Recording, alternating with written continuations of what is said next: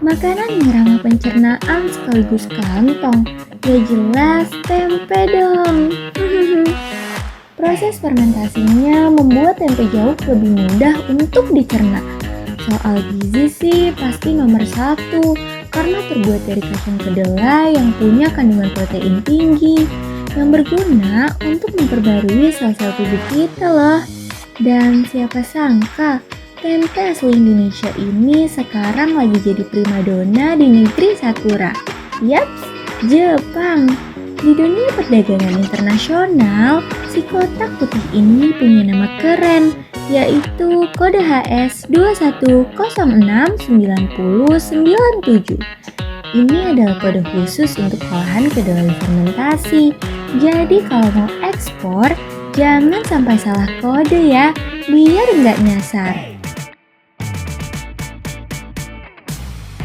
Tempe itu bukan sekedar kedelai loh teman-teman. Ini adalah hasil karya seni fermentasi kapang Rhizopus spp. Proses inilah yang bikin protein di dalam kedelai jadi mudah dicerna dan gizinya naik berkali-kali lipat. Keren kan teknologi pangan nenek moyang kita? Saya jatuh cinta dengan tempe. Sejak saat itu saya makan tempe untuk sarapan, makan siang, dan makan malam setiap hari. And I was sure that it was going to be a big thing because it was great flavor and great nutrition and a great texture. Eits, tapi tunggu dulu dong teman-teman. Kalau mau jalan-jalan ke Jepang, tempenya itu nggak boleh sembarangan. Harus glowing dan berkualitas prima. Sesuai standar SNI 31442015. Terus nih, teksturnya harus kompak dan padat. Kalau dipotong, butiran kedelainya harus tetap nempel satu sama lain, alias nggak hancur. Baunya juga harus khas tempe segar, nggak boleh bau apek, apalagi busuk. Ingat ya teman-teman, orang Jepang itu detail banget soal kebersihan dan juga kualitas.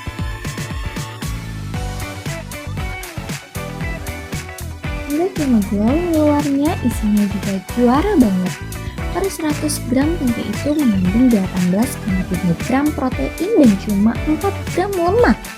Cocok banget buat teman-teman yang pengen sehat dan kuat kayak Takil. Nah, sekarang Takil mau ajak teman-teman lihat peluang bisnisnya. Kenapa sih harus ke Jepang? Ternyata orang Jepang sekarang lagi demam gaya hidup sehat atau plant-based. Mereka cari alternatif daging yang sehat. Dan tempe adalah jawabannya. Oke, produknya udah ada, pasar juga udah ada nih. Terus cara kirimnya itu gimana? Nah, ini nih bagian pentingnya. Jadi eksportir itu harus taat aturan. Pertama, kita wajib punya NIB atau nomor induk berusaha. Ini ibarat KTP-nya pengusaha teman-teman. Selain itu, karena ini produk makanan, kita wajib punya sertifikat HACCP, Hazard Analysis and Critical Control Points. Namanya emang ribet, tapi intinya ini sertifikat yang menjamin kalau tempe kita aman, bebas bakteri jahat, dan diproses secara higienis. Dan satu lagi yang gak boleh ketinggalan nih, surat keterangan asal atau SKA. Ini pasportnya si tempe, biar bea cukai di Jepang ini tahu kalau tempe super enak ini asli buatan Indonesia.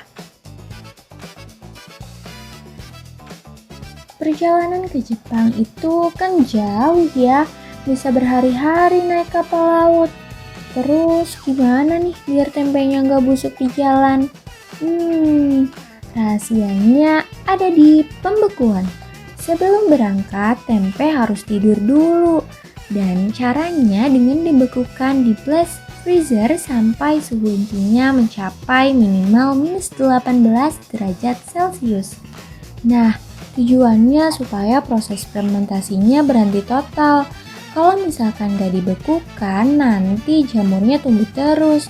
Sampai di Jepang malah jadi tempe busuk deh. Setelah beku, tempe dikemas rapi dalam karton dan dimuat ke dalam river container. Ini kontainer spesial yang ada AC raksasanya, jadi suhunya tetap dingin sepanjang perjalanan laut.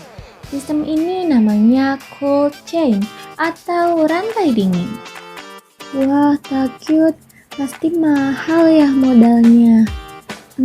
Berdasarkan hitung-hitungan tim kita, untuk ekspor 1 ton tempe beku ke Jepang, kita butuh biaya sekitar 45 juta sampai 80 juta rupiah.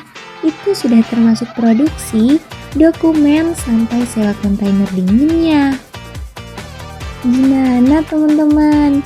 Ternyata jadi pahlawan devisa negara lewat tempe itu seru dan menantang banget kan? Kalau kita paham ilmunya, Takit yakin produk agribisnis Indonesia bisa merajai pasar dunia. Sekian dulu laporan Takit dari panduan ekspor tempe kali ini. Ayo makan tempe dan ayo ekspor tempe. Sampai jumpa lagi teman-teman. Bye-bye.